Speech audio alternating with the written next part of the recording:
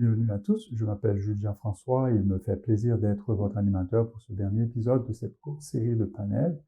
Si vous êtes parmi nous depuis le premier épisode, c'est que vous cherchez à découvrir ce que nos parents ambassadeurs de notre panel peuvent partager avec vous sur leur expérience, sur l'équité, l'inclusion et la diversité. Nous allons terminer notre discussion avec nos invités.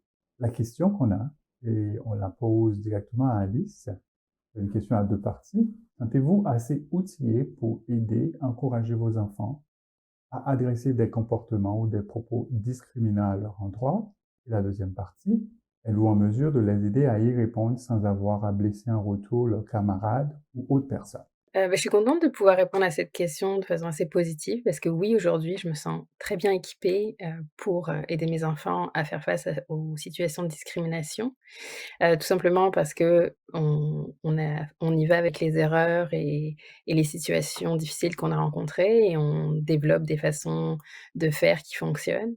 Une des meilleures façons pour nous, en tout cas, c'était de leur apprendre l'empathie, c'est-à-dire de comprendre comment se sentent les autres, mais aussi, la confiance en soi et l'amour-propre. Ça, c'est très important parce que s'ils se sentent confortables dans qui ils sont, si, ils sont capables d'expliquer à quoi ressemble leur famille, d'où ils viennent, comment ils se sentent, qui ils sont et qu'ils sont fiers d'être qui ils sont, c'est beaucoup plus facile de faire face aux situations de discrimination et les équiper aussi dans les situations où ça arrive, comment réagir, quelles étapes à suivre, si on se sent blessé, comment répondre et surtout de toujours aller voir un adulte si jamais les choses escaladent. Ça, c'est très important de le partager avec les enfants.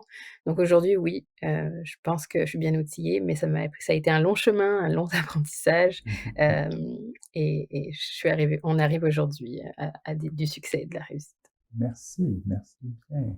On va passer à la quatrième partie. Et à Patricia, la prochaine question. Que peut-on faire pour Mmh. rendre plus inclusive l'intégration des familles issues de la diversité dans notre communauté?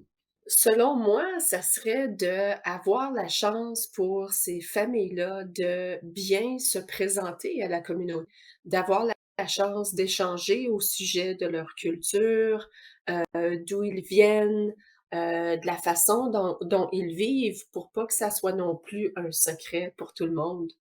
Ce qui serait aussi important, ça serait qu'il y ait, de l'éducation qui est faite, non seulement au niveau de la communauté, mais au niveau des organismes communautaires et les institutions, qu'ils se mettent dans une position d'apprenant, pour pouvoir, non seulement en connaître plus, mais être beaucoup plus apte à être ouvert envers, ces diversités-là, que ça soit, Hmm, heu, des familles issues de différentes communautés.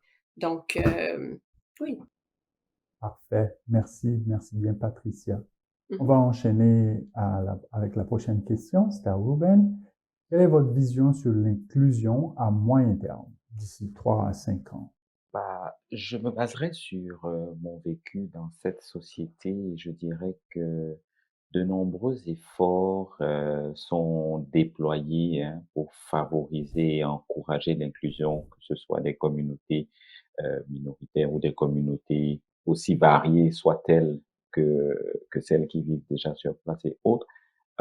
Oui, des efforts considérables sont déployés et puis, des outils sont également mis en place par les communautés. De plus en plus, hein, on vit et on assiste à comme un réveil, des communautés pour favoriser l'inclusion. Donc je dirais que oui, à moyen terme, l'inclusion a de beaux jours devant elle car, de gros efforts sont faits, ça c'est indéniable.